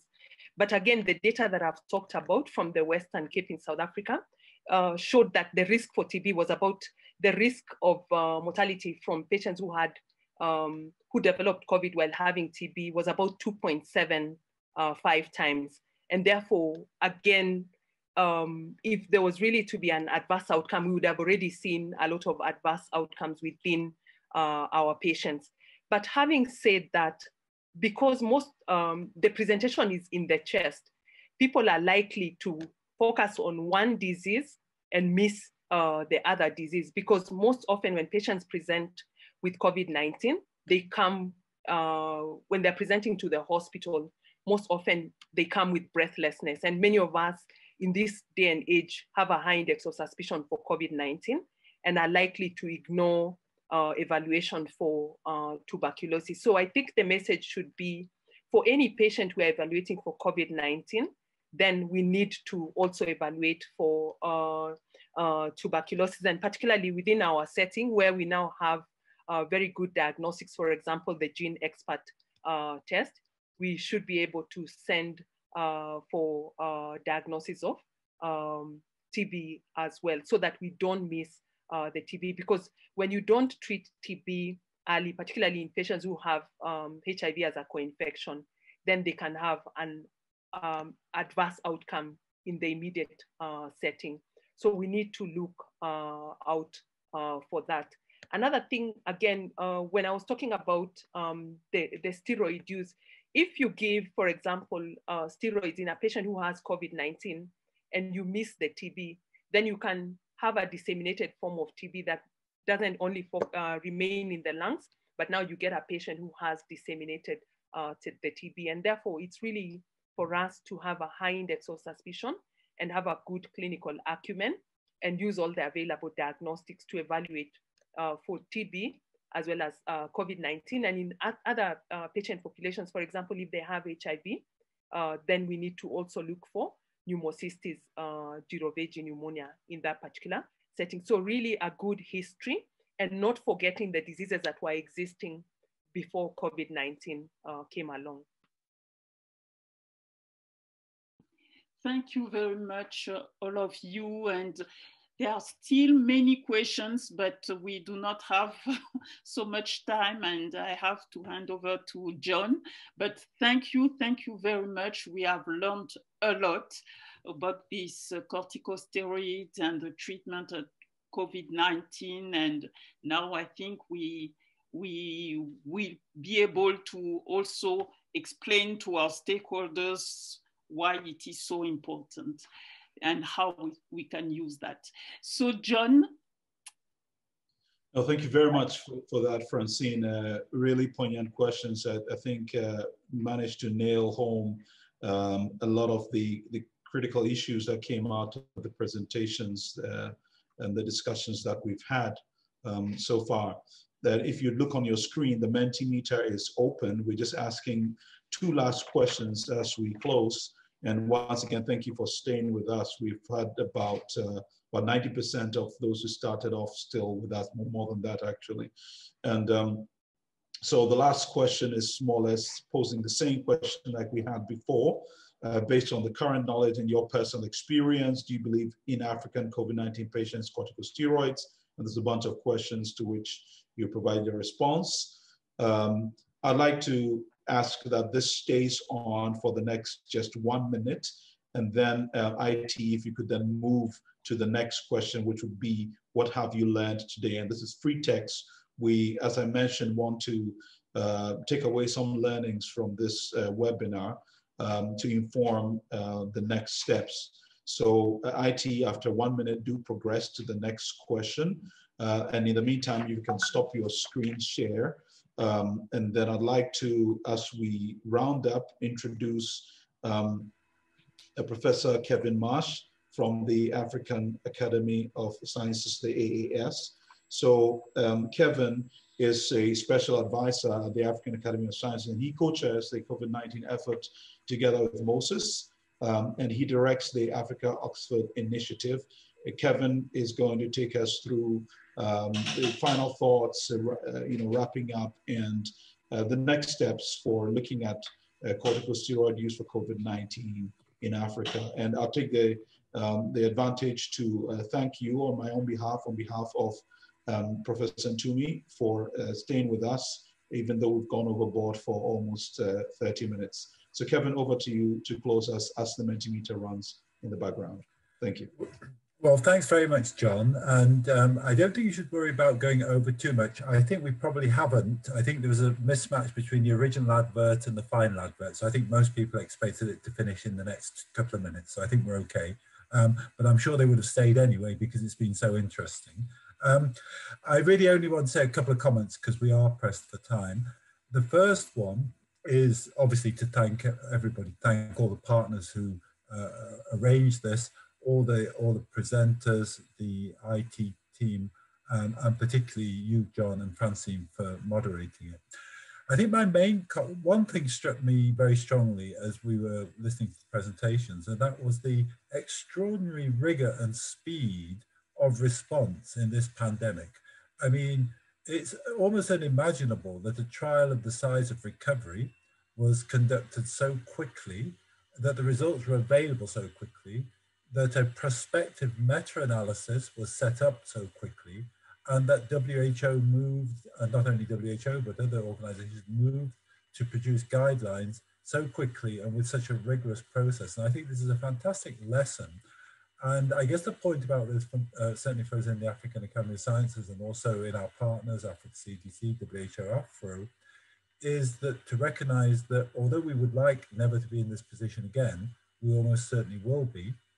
And so it will be wonderful the next time to be able to present a map of Africa in the same way that Peter presented the map of the UK, showing a trial that had been initiated, conducted, recruited massive numbers and come up with a definitive answer in a few months. And I think that's what we as collaborative institutions are learning and aiming for from this pandemic experience. I think my other point would simply be, I'm slightly embarrassed to say this, I've been messaging Moses, but he hasn't replied to me. Our experience of conducting these webinars in the process we've been going through is that often there are lots of comments and questions after the webinar, and I'm not sure that we've set up a vehicle for people to submit their questions and comments to. So I might ask you, John, or Moses to comment on that, because I do think it's important that we capture everybody's inputs. And I also suspect that some people may have had problems with the Q&A. I certainly did. I couldn't make it work, and I suspect other people have had the same. So I think we do need to capture everybody's inputs going forward. So far as a research agenda is concerned, I think when we first began to talk about this whole area, it very quickly became evident to many of the people on this call who were involved in the planning that although we started by talking about what trials are necessary, that it quickly became apparent that what's really necessary more than anything is very careful documentation and learning. And we've heard that a lot today, and particularly in Mary Beth's presentation. And my final comment would be, and this is the question I would have asked if I could have made the question box work, and I don't expect Peter or Julian or John or anybody else to answer this right now, but it does strike me that as there appears to be no evidence of a dose response effect, that implies that it's already saturated, and therefore is there a reason to consider a lower dose dexamethasone trial, particularly if some of the things which Mary Beth is talking about turn out to be important. That's to say, if we begin to see complications for all the various reasons, is there reason to believe that a lower dose trial would at some point be worth considering? As I say, I don't think we've got time to answer that now. But John, thanks for asking me to sum up. I think this has been a fantastic webinar. Thanks to everybody who's participated. But perhaps you or Moses might just want to have a go at answering the thing about how we can capture people's continuing comments, because I do think it's important that we get everybody's suggestions, both as to subjects of interest, but particularly around the research agenda going forward. So thanks very much, John. I'll pass back to you. No, thank you very much, Kevin. Really kind of you, and I'm particularly excited we've been able to hold this webinar because I think it contributes significantly to advancing thinking and further actions around corticosteroid use for COVID-19 in Africa.